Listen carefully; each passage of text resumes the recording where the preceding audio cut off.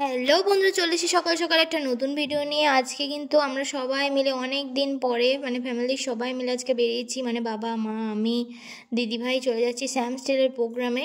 আর দেখতেই পাচ্ছ চলে গেছি কিন্তু আমাদের রসুলপুরের কাছে থাকা সেই মালঞ্চ পার্কে, যেখানে কিন্তু আমরা যাবো করেও যাওয়া হয়ে ওঠে না, যতই বাড়ির কাছে হোক না কেন। কিন্তু আজকে কিন্তু সেটা যাওয়া পসিবল হয়েছে একমাত্র শ্যাম স্টিলের জন্য, কারণ শ্যাম স্টিল থেকে একটা প্রোগ্রাম রেখেছিল। পিকনিক বলতে পারো, গেট টুগেদার বলতে পারো, তো পিকনিকই বলা চলে এটা পুরোপুরিভাবে। তো সেখানে আমরা যাচ্ছিলাম, আর দেখতেই পাচ্ছ এদিকে শ্যাম স্টিলের হোর্ডিংগুলো লাগানো রয়েছে। তো এতদিন পর মালঞ্চকে খুবই ভালো লাগছে, কারণ অনেক ছোটোবেলাতে গেছিলাম, তারপর থেকে আর যাওয়া হয়েও ওঠে না। আর যারা মোটামুটি ব্যবসাদার ফ্যামিলি থেকে বিলং করো তারা সবাই জানো যে যাদের বাবা ব্যবসা করে তাদের বাবার সব সময় ব্যবসা ছেড়ে যাওয়া পসিবল হয় না। কিন্তু এরকম প্রোগ্রাম যদি মাঝে মাঝে রাখা হয় তাহলে বাবারাও দোকান বন্ধ করে আমাদের সাথে যেতে পারে।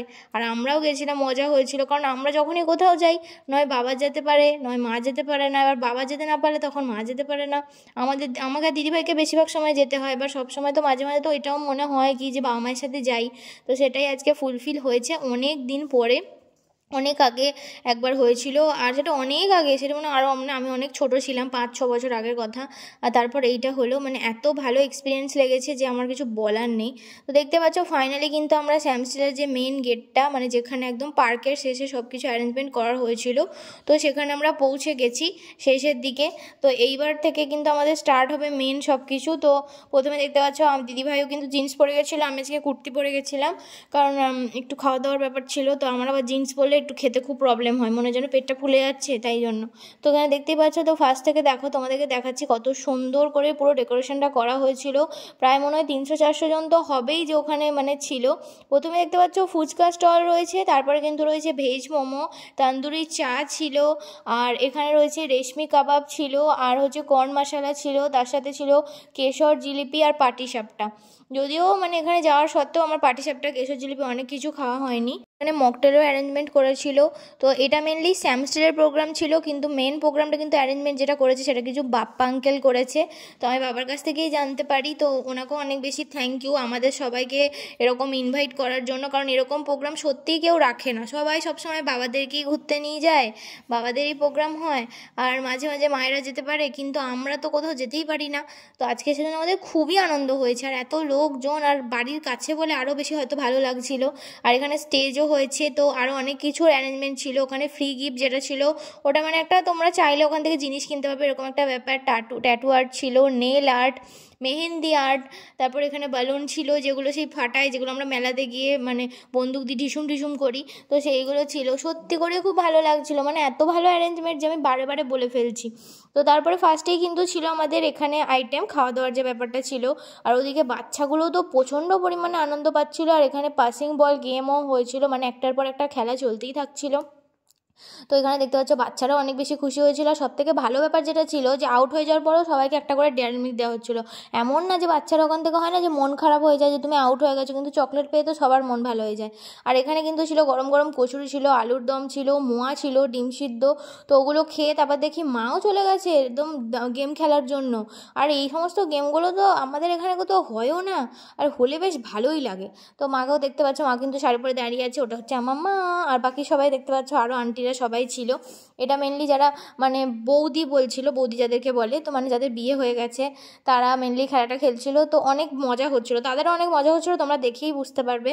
আর এই সেকশনে কাবাবগুলো হচ্ছে গ্রিল করা হচ্ছিলো, তো যেটা দেখতে অনেক বেশি ভালো লাগছিলো, কারণ এতগুলো কাবাব একসাথে। তো দিদি ভাই হাই, বাবা আমার হাই। মা কোথায় গেল? এই তো মা। মাকে বলে বলে আলা হয়ে যায় যে মা শাড়ির আঁচলটা ধরো না, আমি তো শাড়ি আঁচলটা ধরে নেয়। মা পুরো আমার মতো হয়েছে, আমি ওরকম কোথাও গেলে শাড়ি আঁচল ধরি, সেম সেম আমি মায়ের মতো হয়েছি। কিছু কিছু দিক দিয়ে আমি মায়ের মতো, কিন্তু আমার মুখটা বাবার মতো। মা, দিদি ভাই আর বাবা গেছে আবার, একটু ব্যস্ত আছে ওখানে। তো আজকে আমরা চলে এসেছি শ্যাম স্টিলের ফ্যামিলি প্রোগ্রামে। এই দেখো, এটা দিদি ভাইয়ের আউটফিট, আর এটা হচ্ছে আমার মায়ের আউটফিট। আর আমার আউটফিটের দিদি ভাই দেখিয়ে দাও। আর এই দেখে নাও, এটা ছিল আমার আউটফিট আর মায়ের আউটফিট, দেখতে পাচ্ছ। আর তারপরে এই পাখিগুলোকে দেখতে গেছিলাম। পাখিগুলোকে দেখো কি করছে, 3টে পাখি মিলে, গোল গোল পাখি, পুরো মোটা সোটা, একবারে ভালোই খাওয়া দাওয়া করে মনে হচ্ছে দেখে। আর এখানে তারপরে কিন্তু দিদিভাই চলে গেছে বেলুন শ্যুট করতে। অনেক মজা পেয়েছি মনে হয় বেলুন শ্যুট করে, ঠিক আছে তো। কারণ এইসব মেলায় তো আমরা যাই গেলেও আমরা বেলুন শ্যুট খুব একটা করি না। তো এখানে গিয়ে তো বেলুনটা শ্যুট করে বেশ ভালো লাগছিলো। আর নেইল আর্টও ছিল, ওদিকে মেহেন্দিও ছিল। কিন্তু মানে কি বলবো, জামা পরে গেছি নতুন, তো এবার লেগে যায় যদি, সেই জন্য আরও বেশি করে ট্রাই করিনি। কিন্তু মানে ভালো হচ্ছিলো, কিন্তু বেশ ভালো হচ্ছিলো। তারপরে কিন্তু ম্যাজিক দেখাতে চলে এসেছিলো। এটা কিন্তু একটা দারুণ ব্যাপার। তো তোমরা দেখে নাও ম্যাজিকটা কত সুন্দর হচ্ছে।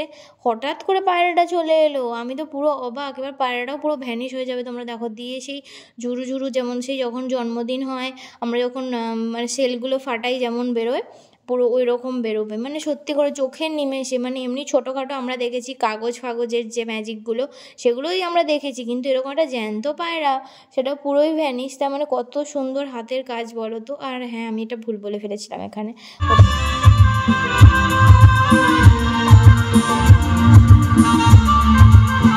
আর এই যে এটা ছোট্টবেলাতে চাপতাম, এখন তো বড় হয়ে গেছি, এখন চাপলে পরে ফেটে যাবে জানি, কিন্তু তাও দেখে মনে হয় যে বারে বারে উঠি। আর একটু আগে যে তোমাদেরকে মিউজিকটা দেখালাম না, ওই যে ইনস্ট্রুমেন্টটা থাকে ওটা বাজাতে প্রচুর প্রেশার লাগে, আমি শুনেছি অনেক কষ্ট হয়, কিন্তু ওই দিদিটা এত সুন্দর করে বাজাচ্ছিল, আমার তো খুবই ভালো লেগেছে। আমি সত্যিই বসে বসে ওখানে শুনছিলাম। বিশেষ করে এত ভারী ইনস্ট্রুমেন্টটা হয় আর ওটা বাজানো তো চাপের, তারপর এত স্মুথলি। আর হচ্ছে যে ওই যে মানে গানটা আমরা মানে বুঝতে পারছি, কারণ আমি একটা সময় হাওয়াইন গিটার শিখেছিলাম, তখন আমি বুঝতে পেরেছিলাম যে কোনো ইনস্ট্রুমেন্টে গান তোলা কতটা টাফ হয়। আমরা তো জাস্ট দেখে চলে যাই, কিন্তু যে তোলে তার জন্য সত্যি অনেক কষ্ট হয়। আর তারপরে কিন্তু শেষে পান দিয়ে কিন্তু আমাদের সব কিছু শেষ হয়ে যায়। প্রথমে তো পানটাকেও খুঁজে পাচ্ছিল না, আমি তারপর দেখতে পেয়েছি যে পানের স্টল আছে। তো ব্যাস, এটা করেই আমার ভিডিওটা আজকে পুরো শেষ হয়ে গেল। এই পর্যন্ত আমরা ছিলাম মানে হচ্ছে ডিলারদের সাথে, আরও 3জন করে ইঞ্জিনিয়ারদের ইনভাইট ছিল সবারই, মানে যারা যারা ডিলাররা গেছে তাদের সাথে। তো আমাদের সাথেও 3জন ইঞ্জিনিয়ার, তাদের ফ্যামিলি গেছিলো, তো ওদের জন্য অনেক অনেক মজার একটা ব্যাপার হয়েছে। তারপর ইঞ্জিনিয়ারদের গিফট দেওয়া হয়েছে।